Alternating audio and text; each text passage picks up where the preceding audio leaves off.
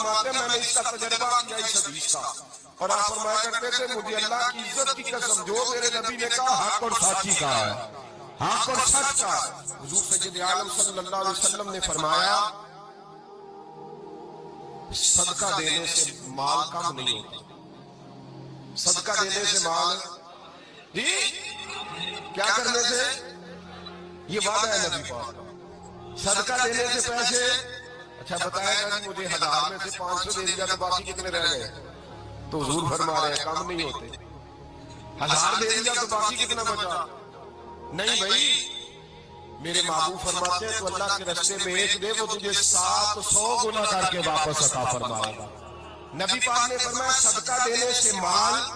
کم نہیں ہوتا، اور فرمایا معذرت کرنے سے عزت میں کمی نہیں آتی، معذرت کرنے سے عزت میں کمی، اللہ اکبر، معذرت کرنے سے عزت میں کمی،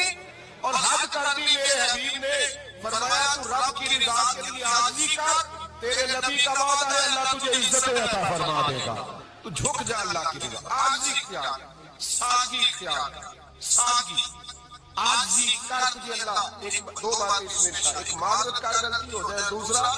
پہلے عاجزی کی بات سنیں۔ حضرت عمر بن عبدالعزیز بادشاہ تھے، سوئے ہوئے تھے،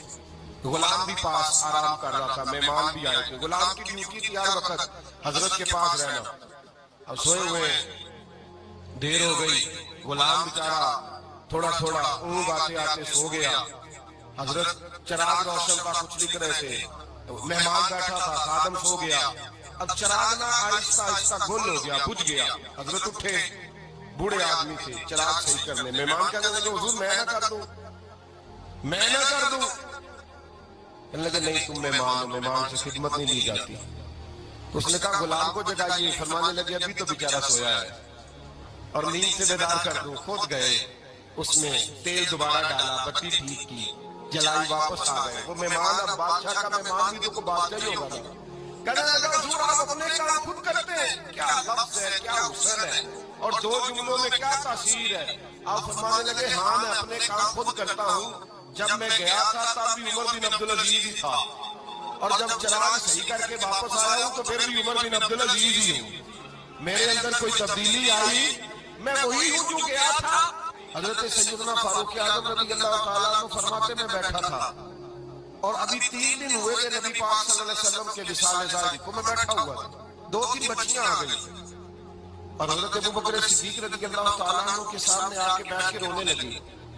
جناب صدیق اکبر رضی اللہ تعالیٰ عنہ کا بچیوں روتی کیوں ہو، تو کہنے لگے آپ خلیفہ بن گئے ہیں،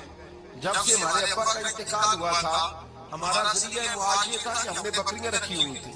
آپ روز آتے تھے بکریوں کا دودھ دھوتے تھے، ہم پی بھی لیتی تھی، بیچ کے گزارا بھی کر لیتی، اب آپ تو خلیفہ بن گئے، کون آیا کرے گا،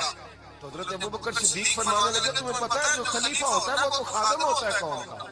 میں آیا کروں گا۔ حضرت ابوبکر صدیق روزانہ اٹھتے عصر کے بعد اور جاتے خلیفہ ہونے کے باوجود ان بچیوں کی بکریوں کو پکڑتے، دودھ دھوتے،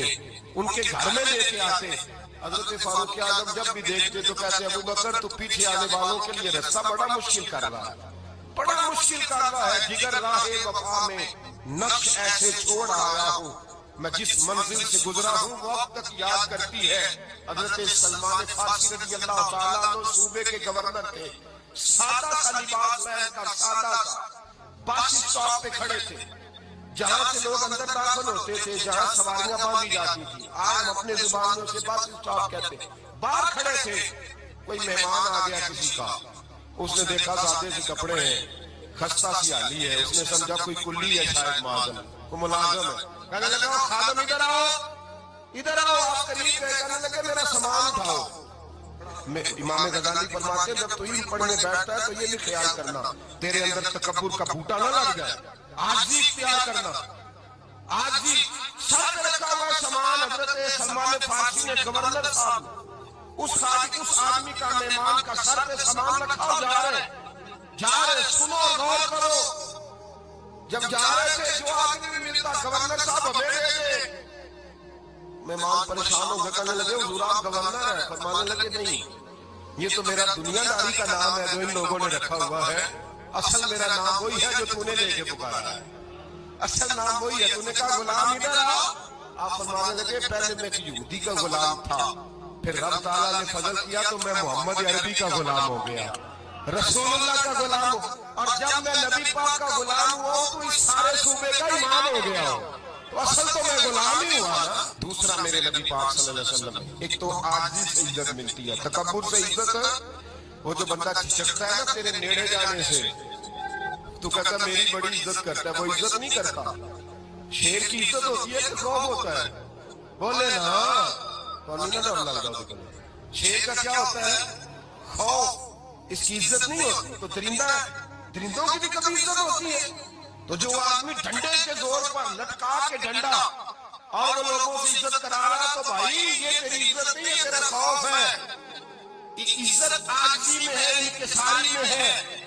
اور دوسرا میرے نبی پاک صلی اللہ علیہ وسلم نے فرمایا عزت معاف کرنے میں ہے. عزت کس چیز میں ہے؟ بدلہ لینے میں عزت. یہ حقائق ہے. عزت بدلہ لینے, جس نے ایک تھپڑ کے جواب میں 2 مارے وہ باعزت نہیں, بلکہ مسند امام احمد بن حنبل پڑھی, حضرت موسیٰ علیہ السلام کوہ طور پہ کھڑے, میرے رسول پاک علیہ السلام فرماتے ہیں جناب موسیٰ علیہ السلام نے اللہ کی بارگاہ میں عرض کیا, اے اللہ ساری دنیا کہتی ہے ہم عزت والے ہیں, ہم عزت والے, من آرزو عبادہ کا یا اللہ, اے اللہ تو بتا تیرے بندوں میں عزت والا کون ہے. تو حضرت موسیٰ کہتے ہیں رب کریم نے فرمایا اذا قادر غفارا, جس کے پاس بدلہ لینے کی طاقت ہو پھر بھی معاف کر دے وہ بڑی عزت والا ہوا کرتا ہے. جو اینٹ کے جواب میں پتھر مار سکتا ہو, جو گولی کے جواب کے اندر 15 گولیاں مار سکتا ہو, لیکن معاف کر دے وہ بڑی عزت والا ہے. عزت والا ہے جو معاف کرے. حضرت فخر جہاں دہلوی بہت بڑے درویش تھے, سلسلہ عالیہ چشتیہ کا بہت بڑا نام, اور اس صوفی کے آپ